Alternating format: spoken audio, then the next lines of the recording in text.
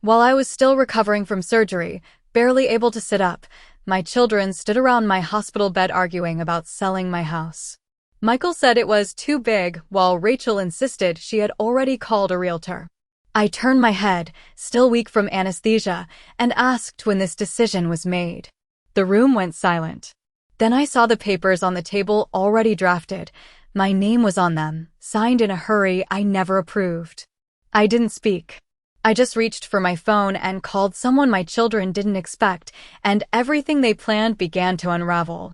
The first thing I heard after waking up from surgery wasn't a doctor's voice or a nurse checking my vitals. It was my son saying my house should be sold as if I wasn't even in the room. I remember blinking slowly, the hospital lights too bright, my body still heavy from anesthesia, and wondering if I had misheard him.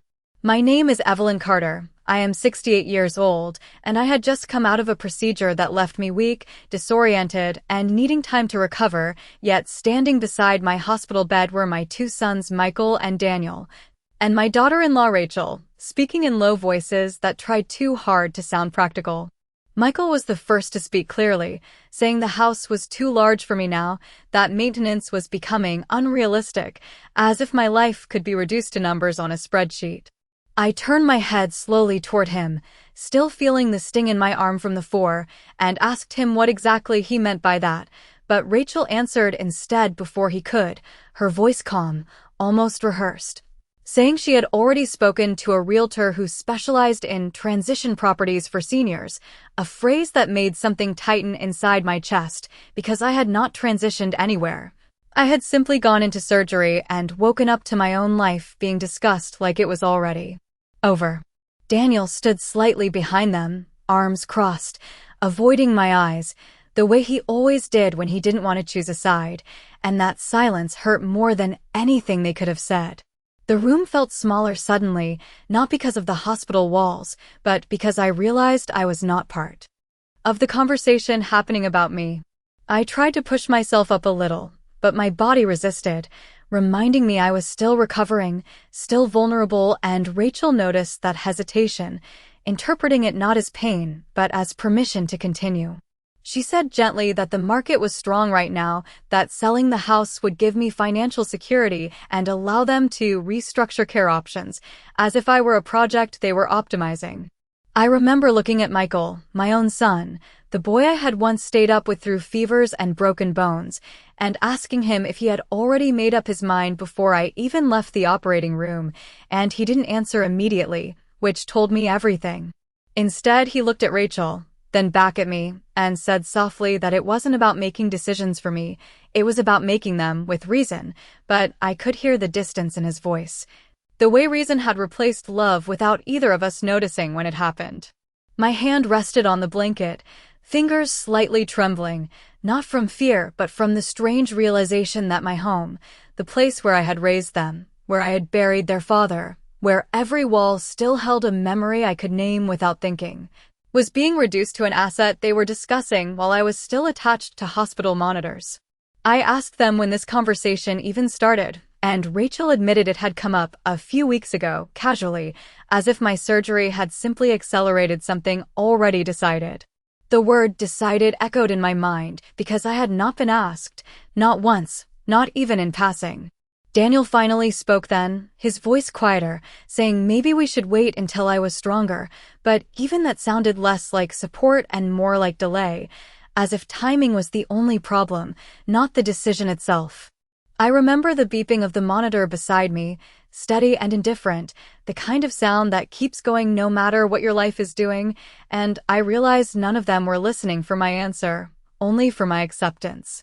I let my head fall back against the pillow and stared at the ceiling tiles, counting them without meaning to, trying to steady myself in something physical because emotionally everything felt like it was slipping.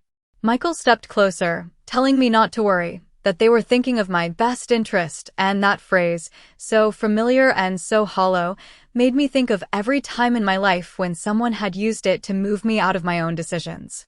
I asked him quietly what would happen to the house if I said no, and the silence that followed was different this time, heavier, like a truth trying not to be spoken. Rachel adjusted her posture, smoothing her coat, and said they would respect my wishes, but her eyes said something else, something already committed. In that moment, I understood that recovery was not only about my body healing, but about whether I still had a place in a family that was already reorganizing itself without me. And as I lay there surrounded by people I raised, I realized the most dangerous part wasn't the surgery I had just survived. It was waking up to discover that my life had already been discussed, divided, and quietly prepared for sale while I was still trying to breathe normally again. I did not sleep that night in the hospital. The monitors kept their steady rhythm, the kind of sound that should have been comforting, but instead felt like a reminder that my body was healing while my life was quietly shifting without me. Evelyn Carter, 68 years old, recovering from surgery, and yet unable to rest because every time I closed my eyes, I saw the same scene replaying in fragments, my son standing around my bed, my daughter-in-law speaking about my home as if it already belonged to someone else. By morning, the light through the hospital window had changed, softer now, and a nurse came in to check my vitals, smiling gently as if nothing unusual had happened in that room the day before. I wanted to ask her if she had heard them, if what I experienced had been real, but I already knew the answer. People hear many things in hospitals. Not all of them are meant to be questioned. When she left, I was alone again, and that is when Michael returned first. He was holding a coffee in a paper cup, careful, polite, the kind of careful that tries to cover discomfort.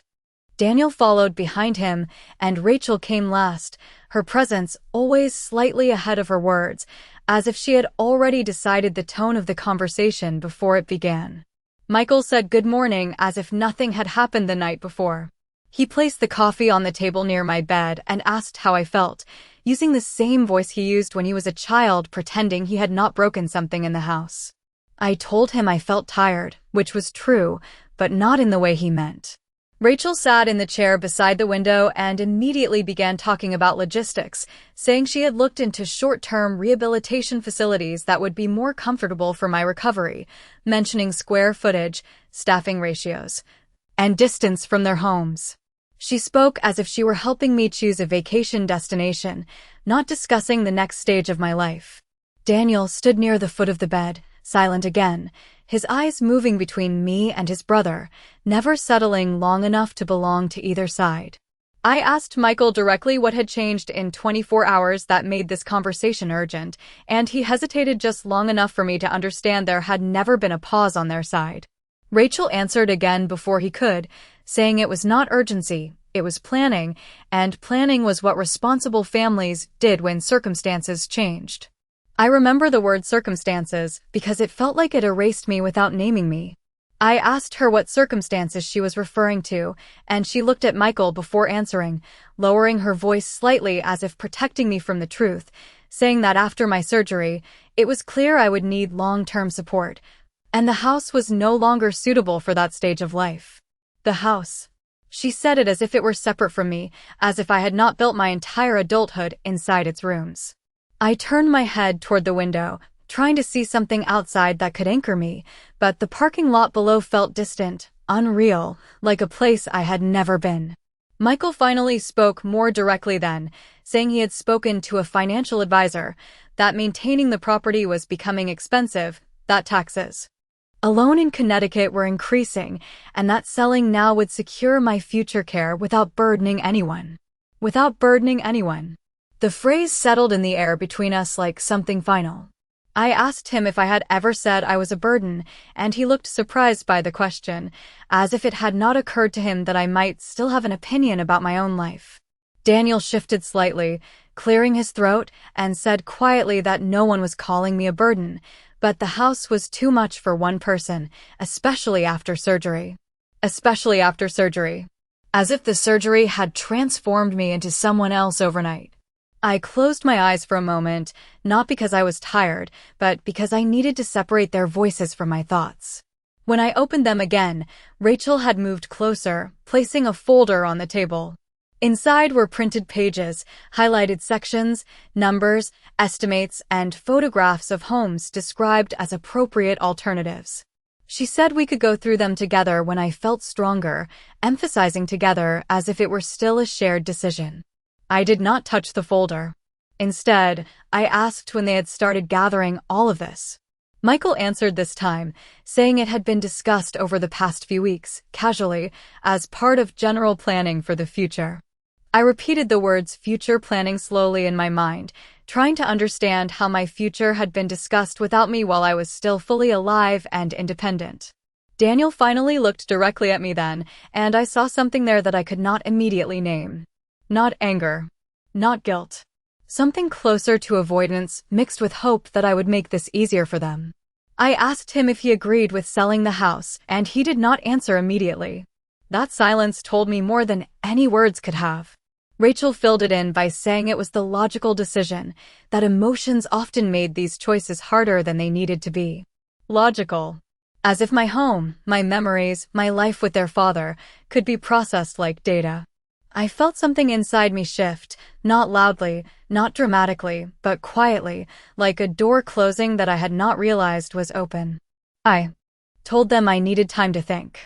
Rachel smiled politely and said of course, but reminded me that the realtor was already prepared to move quickly if I agreed, because the market conditions would not stay favorable for long. Michael added that they were only trying to make things easier for me, that I would not have to worry about maintenance or unexpected repairs again. I looked at him and asked when they had decided that I should no longer worry about anything at all. He did not respond. The room became quiet in a way that felt heavier than noise.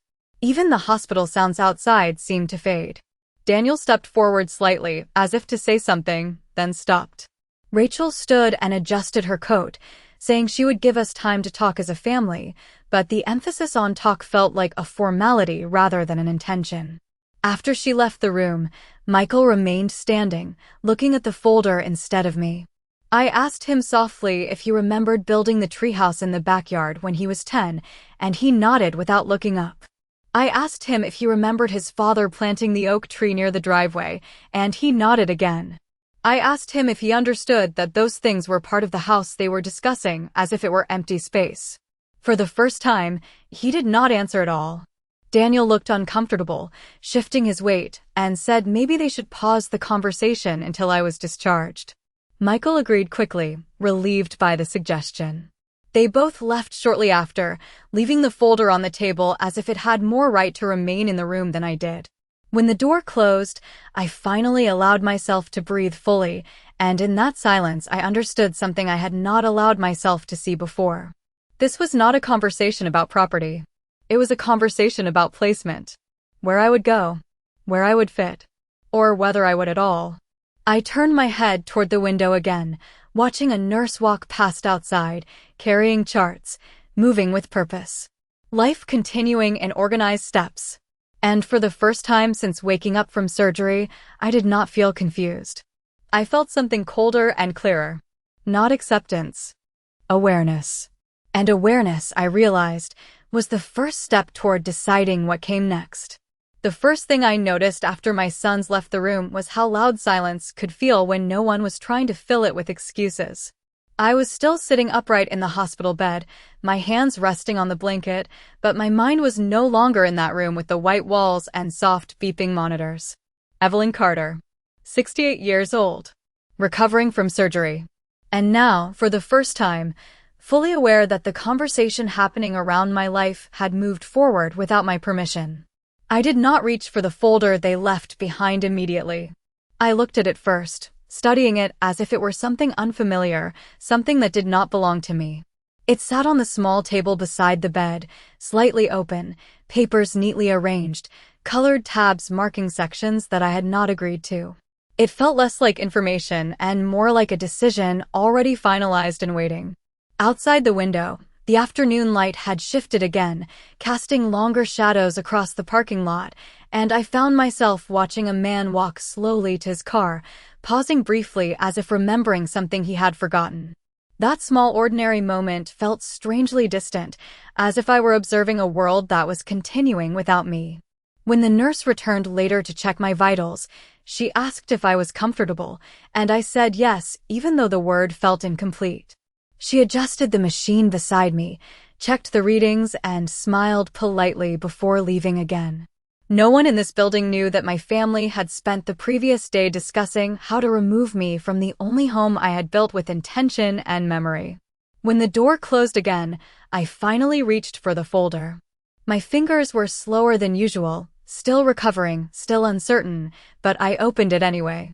Inside were documents printed in clean fonts, professional language describing property value, market estimates, and recommended timelines. There were photographs of my house taken from angles I did not recognize, as if it belonged to someone else already. The front yard looked unfamiliar without the context of my life in it.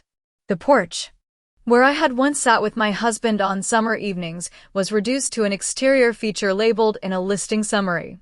I turned each page slowly, not because I needed time to understand the words, but because I needed time to accept what it meant that these words existed without me initiating them. There were highlighted sections discussing my recovery, referencing my age, my medical condition, and the suggestion that independent living was no longer ideal. The language was careful, clinical, and distant enough to sound reasonable if you did not know the person it described. I closed the folder halfway through and rested it on my lap. My chest felt tight, not from pain, but from recognition. This was not a sudden decision. This was a process, one I had not been invited into. Later that afternoon, Daniel returned alone. He knocked gently before entering, holding a paper cup of coffee in one hand. He looked more uncertain than he had earlier, standing slightly closer to the door than to me. He asked how I was feeling, and I told him I was recovering. There was a pause after that, a long one, the kind that happens when both people are deciding whether honesty is safer than silence. He eventually sat in the chair near the bed, placing the coffee on the table without drinking it. I asked him if he had seen the folder again since leaving earlier. He hesitated, then nodded. I asked him if he believed it was necessary. He did not answer immediately, and that hesitation told me more than any sentence could have. He finally said that Michael and Rachel were only trying to make things easier, that the house was large, and that maintaining it alone after surgery might be too much. I listened carefully, not interrupting, because I wanted to understand something beyond the words themselves. I wanted to understand how my life had been translated into something so easily adjustable. I asked him if he remembered the kitchen where he used to sit on the counter while I cooked dinner, and he smiled faintly at the memory. I asked him if he remembered the hallway where he learned to ride his bike inside the house when it was raining outside, and he nodded again. I asked him if he understood that those memories were not separate from the property they were discussing.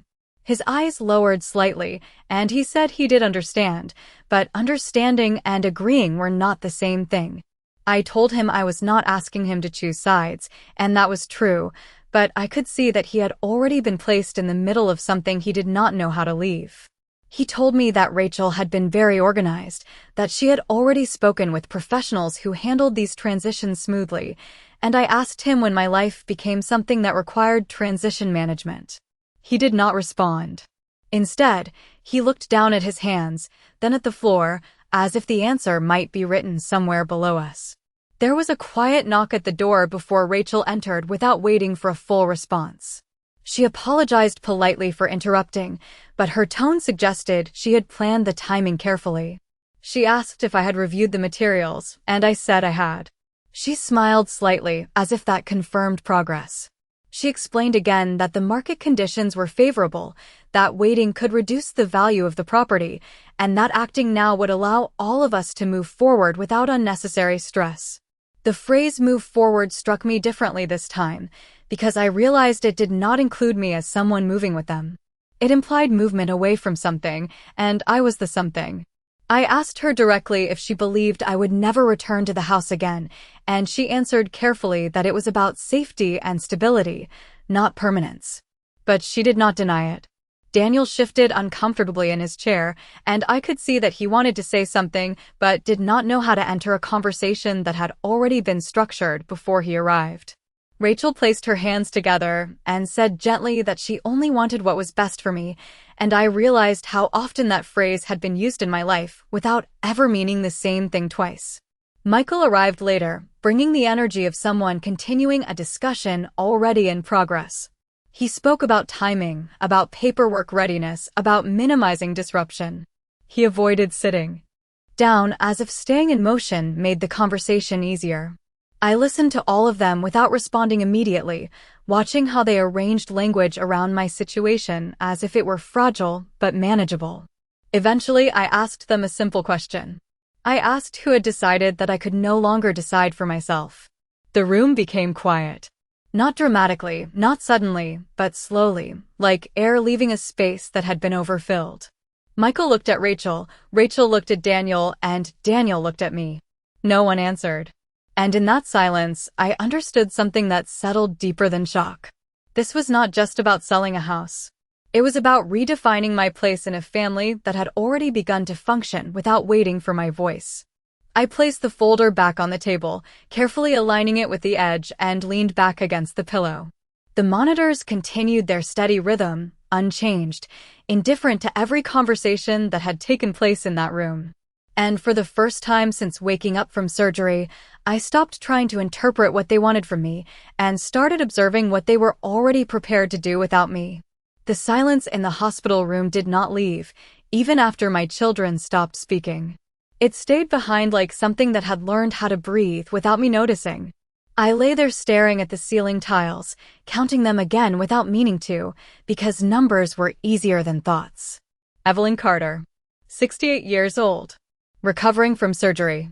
And yet my mind was no longer focused on healing. It was focused on remembering. Because memory, I realized, was the only place where I still existed without negotiation. The machines beside my bed continued their steady rhythm, and I began to think about how my life had been measured in two completely different ways. One was medical, blood pressure, heart rate, recovery time. The other was emotional. Years of raising children, maintaining a home, building something that was supposed to remain steady even when everything else changed. And now those two systems no longer agreed on what I was worth or where I belonged. That night, after Daniel and Michael and Rachel had left, I did not sleep again. Instead, I let myself drift backward into memory, not as escape but as evidence. I remembered the first year my husband and I moved into the house they were now discussing as if it were inventory. The walls had been bare then, the floors still carrying the smell of fresh wood and paint. We stood in the empty living room holding a cardboard box of kitchen plates, and he told me that this was where we would grow old together. Not in a poetic way, but as a simple fact, like stating the weather. I remembered laughing at how large the space felt back then, how we worried it might be too much to maintain. But he had always believed in building something bigger than immediate comfort. Over the years, that house became less of a structure and more of a record of time. Every scratch on the stair rail had a story. Every stain on the kitchen counter had a memory attached to it. Michael learned to ride his bike in the driveway, falling more than once, and Daniel used to sit on the back steps refusing to come inside when he was angry because he believed silence outside was more powerful than arguments inside. Rachel had not been there for those years. She entered the family much later, when the house already had weight, when it already carried history that she did not help create. I thought about my husband then, about the way he used to walk through the house at night when everything was quiet, checking doors and windows with a kind of calm routine that made me feel safe even when I did not fully understand why. He used to say that a home was not valuable because of what it could sell for, but because of what it held when no one was watching. I wondered what he would think now, knowing that the same children we raised were discussing its value in terms of market timing and convenience. The thought did not come with anger at first. It came with confusion, as if I were trying to reconcile two versions of the same story that no longer aligned. Morning arrived without announcement. The hospital lights adjusted slightly, and the world outside continued its routine motion. Nurses changed shifts, carts rolled down hallways, distant voices passed through walls. My children returned again, this time together, but the energy between them had shifted slightly. Not softer, but more structured, as if they had agreed on a version of the conversation before entering. Rachel brought a tablet instead of paper this time, showing listings and comparative properties. Michael spoke about timing again, and Daniel remained quieter than before, sitting slightly farther away from the center of discussion. I listened, Not interrupting, not resisting, because I wanted to understand the shape of what they believed they were doing. Rachel explained that the house could sell quickly if listed within the week. She said it would reduce uncertainty for everyone involved. I noticed how often she used the word everyone without ever specifying who that included. Michael added that he had already spoken to a moving consultant who could help organize my belongings efficiently, minimizing disruption during my recovery period. He said it gently, as if efficiency was kindness. Daniel finally spoke more clearly than before, saying maybe we should slow down, that I was still healing and might not be ready for decisions like this.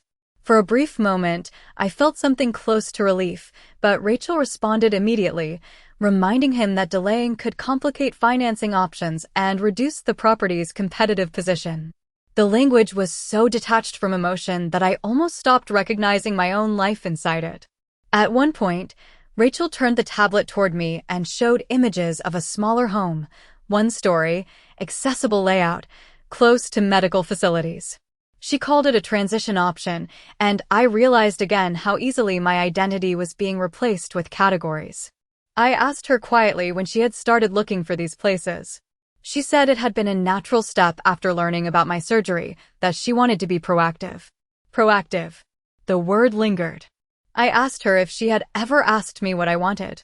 There was a pause, short but noticeable, and then she said she assumed I would want what was easiest for my recovery. I looked at Michael then and asked him if he agreed with that assumption. He did not answer immediately. Instead, he looked at Rachel, then at Daniel, then back at me. And in that moment I understood that agreement was not what held this conversation together. Structure was. I told them I wanted to see the house when I was discharged. The room became quiet again, but differently this time. Not surprised. Calculating. Rachel said that would be possible, but suggested it might be emotionally difficult during recovery. Michael added that sometimes distance helped with acceptance. Daniel said nothing. I closed my eyes briefly and thought about how distance had already been decided without my participation.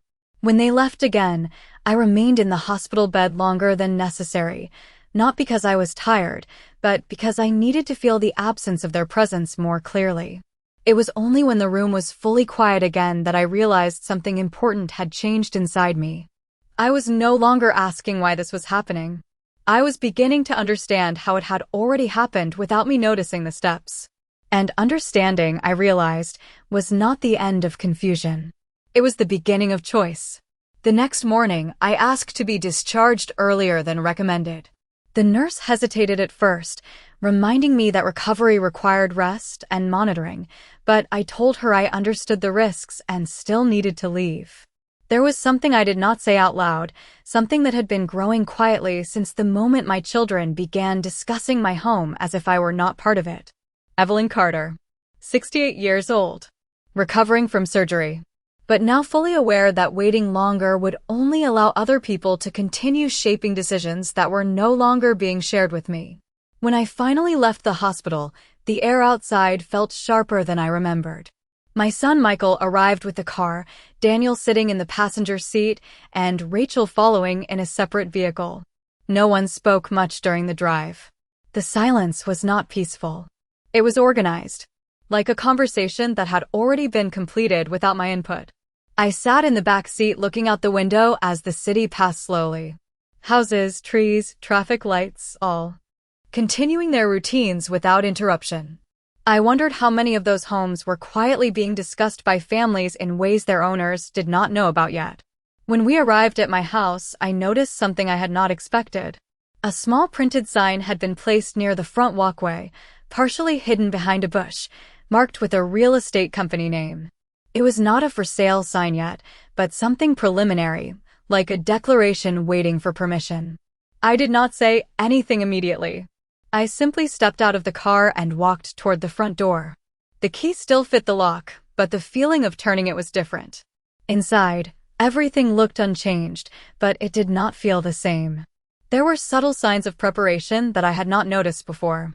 A few drawers slightly opened, documents stacked neatly on the kitchen counter, and a folder similar to the one from the hospital now placed openly on the dining table.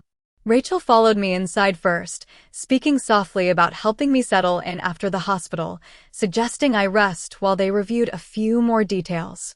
Michael and Daniel came in behind her, standing near the entrance as if unsure where they were supposed to be inside the space. I walked slowly through the living room, touching the back of the couch, then the edge of the bookshelf. Each object carried memory, but now each memory felt like evidence of something being evaluated rather than lived. Rachel began explaining that a realtor would likely schedule a walkthrough soon, and that small preparations would make the process smoother. She used the word process again. I turned to her and asked when exactly the process had started. She said it had not officially started, only prepared. Michael added that they were trying to reduce stress for me. Daniel remained quiet, standing slightly away from both sides of the conversation. I asked them if they had ever considered that I might not want the house sold at all. Rachel answered that of course they had considered it, but that sometimes emotional attachment made decisions harder than they needed to be. Emotional attachment. She said it as if it were a weakness rather than a reason. I walked toward the kitchen window and looked out at the backyard. The oak tree my husband planted years ago stood in the same place, unchanged, unaware of discussions happening inside the house it shaded. I remembered him standing there once, wiping dirt from his hands, saying that trees were patient because they understood time differently than people. Michael joined me near the window and spoke more carefully this time, saying that they were not trying to take anything away from me, only to help organize what was already becoming difficult for me to manage alone. I asked him if he believed I was incapable of managing my own home. He hesitated before answering that it was not about capability, it was about practicality after surgery. Rachel then added that professionals could handle everything efficiently, including sorting belongings and handling transactions. The word belongings felt smaller than it should have. Daniel finally spoke, saying quietly that maybe we should slow down and allow more time for discussion, but Rachel responded that timing was important in real estate and that delays could affect value. I noticed how often value is mentioned, as if that was the only remaining measure of importance. I sat down at the kitchen table without asking permission, something I realized I had not needed to do in my own home until this moment. The folder from the hospital was now joined by another set of documents Rachel had brought. I opened one of them and saw my name printed repeatedly in legal formatting, attached to terms like listing agreement and authorization. I closed it again immediately. I asked them all to sit down. They did, although reluctantly. I looked at each of them carefully. Michael, my oldest son, who used to fall asleep on this same couch after watching television. Daniel, who once refused to leave this kitchen during storms because he said it felt safer here. Rachel, who now organized conversations about this home as if she had always been part of its foundation. I asked them again, slowly, who had decided that I no longer had authority over my own house. No one answered immediately. Rachel eventually said it was not about authority, it was about support. Michael nodded slightly, agreeing. Daniel looked down at his hands. I told them I understood what they were trying to do, but I did not agree with how they were doing it. The room became still again. Outside, a car passed slowly down the street. Life continued beyond this conversation, as if nothing significant was happening inside it. I stood up and placed my hand on the table, steadying myself not because I was weak, but because I needed to make sure my voice remained calm. I told them I would not make any decision while being pressured, and that I needed space to recover without discussions about selling my home continuing around me.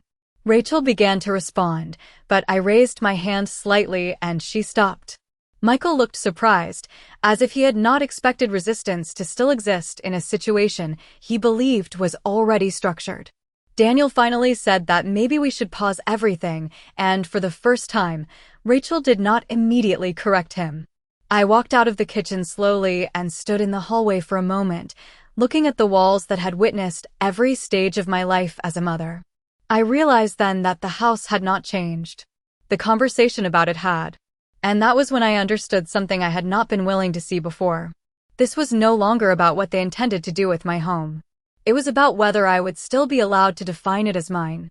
I spent the next 2 days inside my own home, moving through it like someone who is suddenly being asked to justify every step they took inside their own life.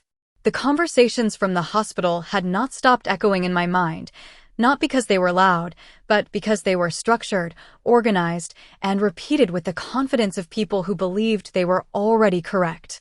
Evelyn Carter, 68 years old, recovering from surgery, but now fully back inside the house that was no longer being discussed as mine in the same way it once was. Michael came by each morning, always with a reason. Sometimes it was documents, sometimes it was updates from Rachel, sometimes it was simply to check if I was resting properly.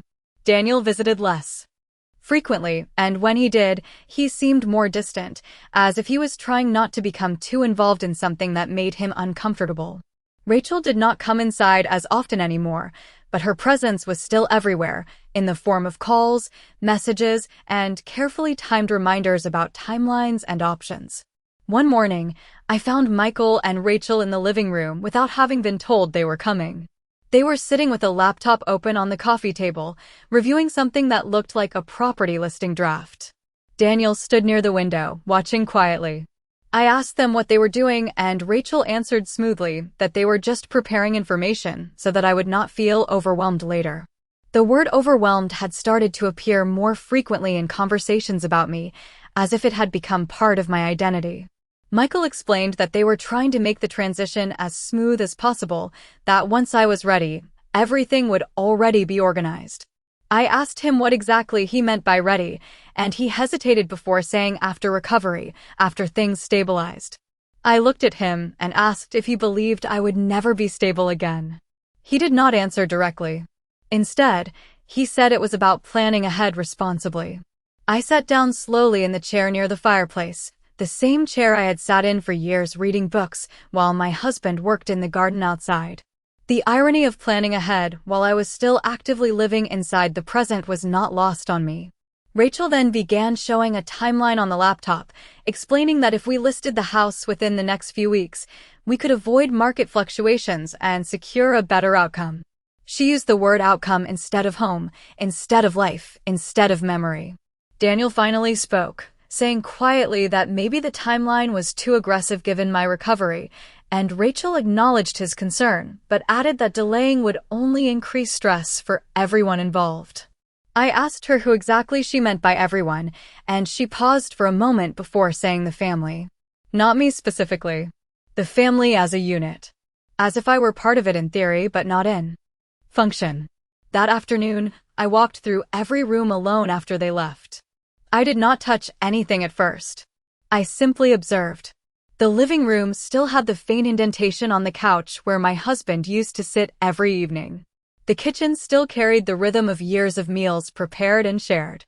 The hallway still held the framed photographs of my sons growing up, frozen in time when they were still children who needed me without conditions or negotiations.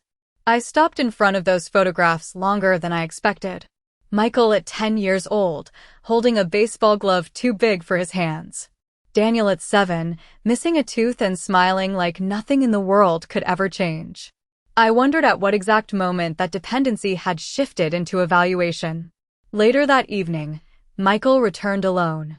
He said Rachel had prepared updated documents and wanted me to review them before the weekend. He placed them on the table and sat down across from me without speaking for a moment. I asked him if he still remembered his father telling him that this house would always be a place he could return to, no matter what happened in life. Michael nodded slowly. I asked him if he believed that was still true. He did not answer immediately, and when he finally spoke, he said that things change, and people sometimes need to adapt to new realities. I told him I understood change. I told him I had lived through loss, through illness, through raising children who eventually built lives separate from mine. But I also told him that there was a difference between change and replacement. He did not respond to that. Instead, he looked at the documents and said gently that no one was trying to replace anything, only to make sure I was cared for properly. I asked him if being cared for meant being relocated from everything I had built. He lowered his eyes and said nothing for a moment. Daniel arrived later that night, unexpectedly, standing in the doorway longer than usual before entering. He looked tired, as if he had been thinking about the situation for too long without reaching a conclusion. He sat down beside me rather than across from me, which was different from how He had positioned himself in previous visits. He told me quietly that he did not like how fast everything was moving. He said he felt like decisions were being made before conversations could fully happen. I asked him what he thought should happen instead, and he admitted he did not know. That honesty mattered more to me than any agreement. Rachel called while he was there. I could hear her voice through the speaker, calm and precise, asking if we had reviewed the updated proposal. Michael answered her briefly, and I watched how easily they moved between certainty and adjustment depending on who was present. When the call ended, I stood up and told them I would not be signing anything until I had spoken to someone outside of the family. Rachel immediately asked who I meant, and I said a legal advisor. The room went quiet again, but this time it felt different. Less like silence imposed on me, more like silence created by me. Michael looked surprised, Daniel looked relieved, and Rachel looked carefully controlled, as if recalibrating her expectations in real time. I told them I was not refusing to discuss the house. I was refusing to be removed from the discussion of my own life. After they left that night, I sat alone in the living room for a long time.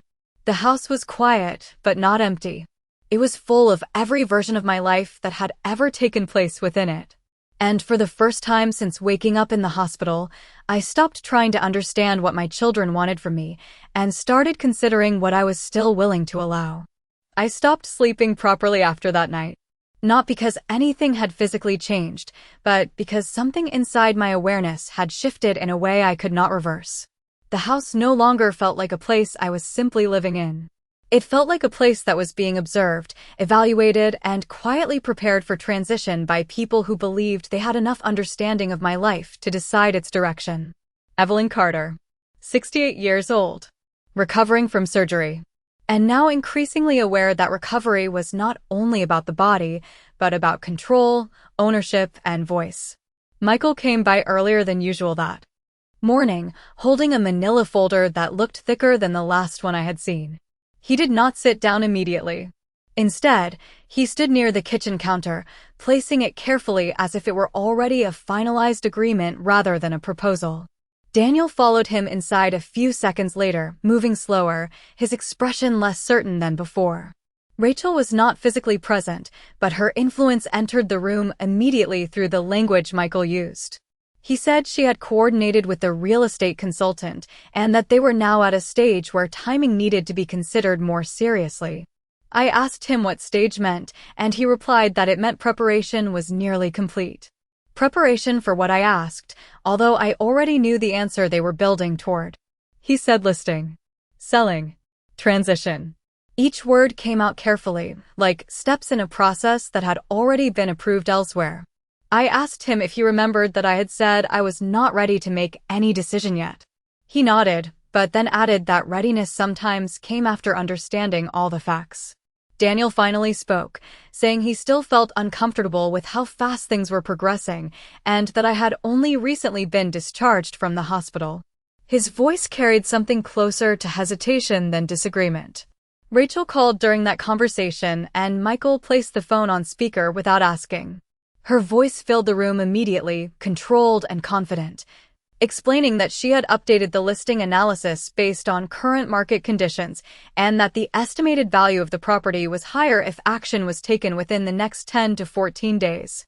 She spoke in numbers, timelines, and percentages, as if my home could be fully represented through calculation.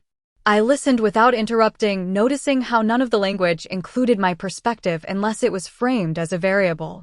When she finished speaking, there was a brief silence before she asked if I had reviewed the documents. Michael looked at me, waiting. I told them I had reviewed enough to understand the direction they were moving in, and that direction did not include my agreement. Rachel paused before responding, her tone slightly softer but still structured, saying that sometimes families needed one member to take initiative when others were recovering or emotionally overwhelmed. The phrase emotionally overwhelmed appeared again, and I realized it had begun to function as a category they were assigning to me rather than a temporary condition. I asked her directly if she believed I was incapable of making decisions for myself. She answered carefully that it was not about capability, but about reducing stress during recovery. Daniel shifted in his seat and said quietly that maybe they should slow down and revisit everything after a few more weeks. Michael immediately responded that delaying could complicate legal preparation and might reduce the efficiency of the process. The word process again. Always process. Never home. Never life. I stood up slowly and walked toward the window, looking out at the backyard where nothing had changed except my perception of it. The oak tree still stood where my husband had planted it years ago, its branches moving slightly in the wind, unaffected by conversations happening inside. I asked them if they understood that I was still here, still capable of participating in decisions about my own life. Michael answered that of course I was here, but that planning ahead was also part of caring. I turned back and asked him when care began to mean removing choice. That question lingered in the room longer than the others. Rachel responded through the phone again, saying that no one was removing choice, only helping structure it in a way that was manageable. I told her that structured decisions made without me were still decisions made without me, regardless of how carefully they were packaged. Daniel looked down at the floor, and for the first time he did not try to mediate. Michael placed the folder on the kitchen table and said that they were only trying to avoid unnecessary difficulty later. I asked him what difficulty he meant. He said managing a large property alone, especially if my health fluctuated again. The implication was not spoken directly, but it was present. I could feel it sitting between the sentences. I told him that my health was not a justification for removing my agency, and that if they were concerned, the conversation should include me rather than replace me. Rachel went quiet for a moment before saying she understood my perspective, but that she also had to consider what was practical for everyone involved. Again, everyone. A word that kept expanding while I kept shrinking inside it. Daniel finally stood up and said he needed a moment outside. He left the room without waiting for response. Michael remained, looking at the documents without opening them. I asked him if he was comfortable with what was happening. He did not answer immediately. Instead, he said he believed they were trying to do what was right. I told him that doing what was right without listening to the person most affected was not the same as doing what was right. He did not respond. Later that day, I made a decision I had been avoiding. I contacted a legal advisor outside the family, someone who had once helped my husband with property matters years ago. The conversation was brief but clarifying. I explained the situation in general terms, and I was told that as long as I had not signed anything, my ownership remained fully intact and any proposed sale required my explicit consent. That word consent stayed with me longer than the rest of the conversation. When I ended the call, I sat in the quiet kitchen for a long time. The house did not feel different. I did. Because now I understood something that had been forming slowly over days of conversations, documents, and careful language. This was not about helping me recover. It was about deciding what should happen to me after recovery, without ever fully asking what I wanted while I was still capable of answering. I realized something that evening after the legal consultation ended and the house fell into its usual quiet again. Silence no longer felt neutral. It felt intentional. As if every conversation I had with my children now left behind traces that continued to move even after they left the room. Evelyn Carter, 68 years old, recovering from surgery, but now living inside a version of my own life, where every word spoken around me had a second meaning I could no longer ignore. Michael had not returned that night. Daniel sent a brief message saying he needed space to think. Rachel did not message at all. The absence of their voices should have brought relief, but instead it brought clarity. Because without them speaking, I could finally hear what had been building underneath all their explanations. The house was quiet, but not empty. It was full of memory, and now full of awareness. The next morning, Michael arrived unexpectedly early. He did not knock in his usual way. He used his key. That detail stayed with me longer than expected. Rachel was with him this time, and Daniel followed shortly after, as if they had agreed in advance that this conversation needed to happen together. They stood in the living room without immediately speaking, and I noticed how carefully they positioned themselves, not too close, not too far, as if distance itself had become part of the negotiation. Michael spoke first, saying they wanted to clarify everything so there would be no misunderstanding. Rachel added that she respected my need to speak with someone outside the family, but that she hoped we could still proceed in a cooperative way. I asked her what she meant by cooperative. She explained that it meant keeping communication open while moving forward with necessary planning. The phrase moving forward had now become constant in their vocabulary, but it never included me as the one moving. It only described things moving around me. Daniel looked uncomfortable again, his eyes moving between me and the others. He said quietly that maybe the timing should be reconsidered, that the legal consultation I had mentioned suggested I still had full authority, and that perhaps we were rushing something that did not need to be rushed. Rachel responded immediately, not sharply but firmly, saying that legal ownership and practical living situations were not always aligned, especially when health concerns were involved. She said it gently, but the implication was clear. Michael then placed a new document on the coffee table. It was shorter than the previous ones. More focused, he said. It was a revised proposal, not a final agreement, but something meant to show good faith. I asked him what had changed since the last version. He said they had adjusted the timeline to give me more comfort and added options for staged transitions rather than immediate relocation. The word relocation landed heavily in the room, even though no one reacted to it outwardly. I looked at the document but did not open it immediately. Instead, I asked them if they had considered what it meant that I had not once initiated this conversation. Rachel responded that sometimes families needed to act on behalf of loved ones when those loved ones were recovering. I asked her if recovery now meant exclusion from decisions. There was a pause. Not long, but long enough to matter. Daniel finally said that he did not want me to feel excluded, and that he thought the process had become too fast, too structured, and not reflective of what I might actually want. Michael sighed slightly and said that they were only trying to prevent confusion later. I asked him what confusion he was referring to. He said confusion about finances, maintenance, long-term care, and responsibility distribution. Each phrase made the space between us feel more formal, less personal, as if we were no longer discussing a home, but a system. I stood up slowly and walked toward the fireplace, placing my hand on the mantel where photographs of my family still sat unchanged. I looked at one photo in particular, taken years ago, when Michael and Daniel were still teenagers, standing beside their father in front of the same house. In that image, nothing was being negotiated. Everything simply belonged together. I asked them when that feeling had stopped existing. No one answered. Rachel eventually said that families evolve, and sometimes evolution requires difficult decisions. I turned back and asked her if she believed I was no longer part of that evolution. She quickly responded that I was always part of the family, but that roles change over time. The word roles made something inside me shift again, because it reduced me from a person into a function. Daniel stepped forward slightly and said he did not agree with how this was being handled, that I should have more time and more voice in these decisions.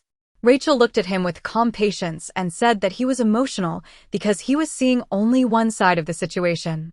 I told her that I was standing in the same room and still not being heard in the way she described. The conversation slowed after that. Michael finally said that they could pause things for a short period, but not indefinitely, because certain external arrangements were already in progress. I asked him what arrangements meant. He said preliminary coordination with service providers and advisors. I asked if that included real estate professionals. He did not deny it. The room became quiet again.